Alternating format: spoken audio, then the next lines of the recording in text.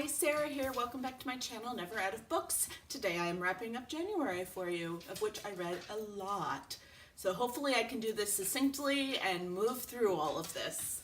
I participated in Tome Infinity and Beyond's science fiction reading, month-long reading thing very successfully. I have built a lovely community on Neptune, so I will go through those books first. I read 11 books of science fiction for this. The first books I read is a 4-book series, although it's technically 3 books and a bunch of novellas, but it is The Darkest Minds.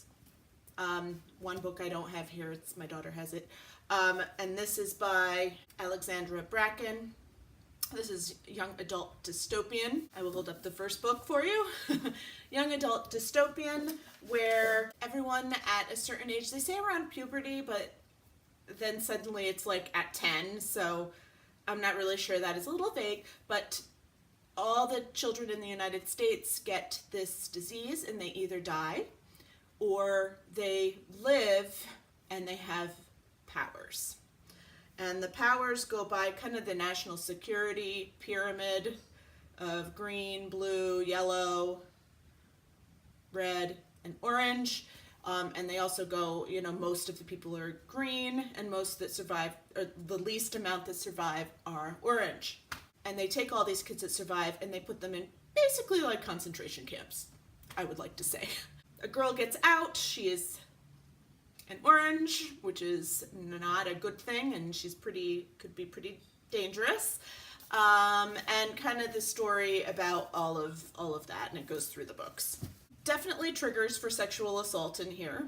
It is also a pretty violent book because, as you can imagine, in the United States at this time, it is not a very delightful place to live because all the children are dying. And it is pretty brutal violence. At times, as far as I'm concerned, it is a little bit on the graphic side. Also, at one point, there is some sex in this book, although it is protected and mentioned that it's protected. But I just like to throw those things out here. This is my new way of trying to review young adult books anyway. And as for tropes, this one has the savior trope. She is the girl and she's like the savior of everything, and she's so rare and wonderful. I loved the series. Loved it. The movie was crap. Don't do that. Don't watch the movie. But I loved this. Overall, I think I gave every book 4 stars. If you want more thoughts, I can give you more thoughts, but I'm not going to do that right now. Then I read the Jewel trilogy. It's the Jewel. The middle book I had to grab from the library. I don't remember what its name is. I think The White Rose. And then The Black Key. These are all by Amy Ewing. This is also a young adult dystopian that has the savior trope as its thing. Triggers definitely for sexual assault. There is unprotected sex in this book. Not too bad on the way of violence, but there is blood mentioned and things of that nature. So in this world, it's actually an island. Only girls with a certain gene from the outer poor reaches of society can get pregnant. So they put these girls in special schools, they sell them, and then they impregnate them with high-class babies from high society in these So if you're getting like Handmaid's Tale sort of vibes, I would kind of agree with that a little bit. It does go in ways that I didn't expect. But it has one of those things that I don't like, which is a very hypocritical main character, where she could go and do whatever she wanted, but wanted to control everyone else, including the things that they would do for her. It was a little bit annoying at that point.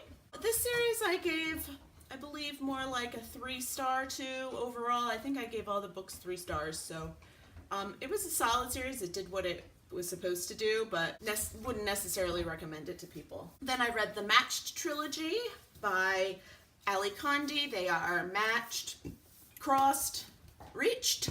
These are also young adult dystopian novels in which these characters are living in this incredibly controlling society. this society even matches people with each other. There is no sex in these books. The violence, there is some violence and some death that goes on. There is a love triangle in this book, which is one of my irritating things, and it is perpetuated through the entire books. It is like a central theme. So beware if you decide to go read these books. Part of this society is that they take away art and music and those things, and you get 100 of everything what they consider is important. So throughout this book, poetry and paintings seem to take precedence. There's a lot of poetry, lots and lots and lots of poetry, and that's not really my thing, so I didn't really connect with the characters in any way, especially considering music and singing, which really are more of my things, were not really talked about much. So it wasn't as engaging as I would have liked. And I don't want to spoil, but the ending, the last book, kind of made it so that all of the rest of the books didn't even need to exist. It was kind of like, really? So I did not find this series incredibly satisfying, although there were moments that were good. Overall, I think I gave it like the series maybe 2 stars upon reflection, 2.5.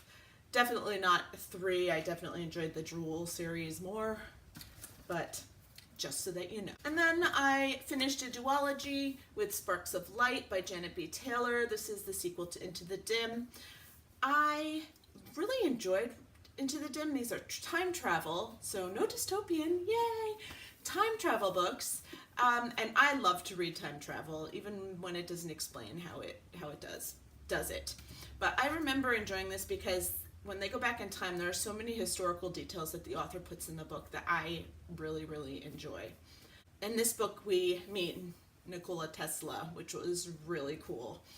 Anyway, and of course there's a secret society and they're trying to, it's like a whole thing. I wish I had remembered the first book more. I think that's my only problem with this book, is that I didn't remember Into the Dim, and so it was hard for me to pick up where everything left off, and I couldn't remember all the details. So I think it lost a star mainly because it was my fault. But they go back. There's a device that Nikola Tesla is making. They need to go back and destroy this device so that bad people don't kill them and things like that. So it's like a big old thing. So as far as time travel goes, they need to have a lodestone, which is an opal, attached to them. It does not disappear, but a lot of this I remember was like the same old stuff. The bad guys always need to steal. They steal their lodestone. Like, I don't know why they don't. If I needed an opal to get back, you better believe I'd have them like implanted in my flesh, everywhere, all over me. I would be like all opal.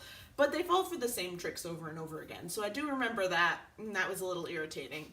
But overall, like, the historical stuff was very satisfying to me, and I love the banter between the characters in this book.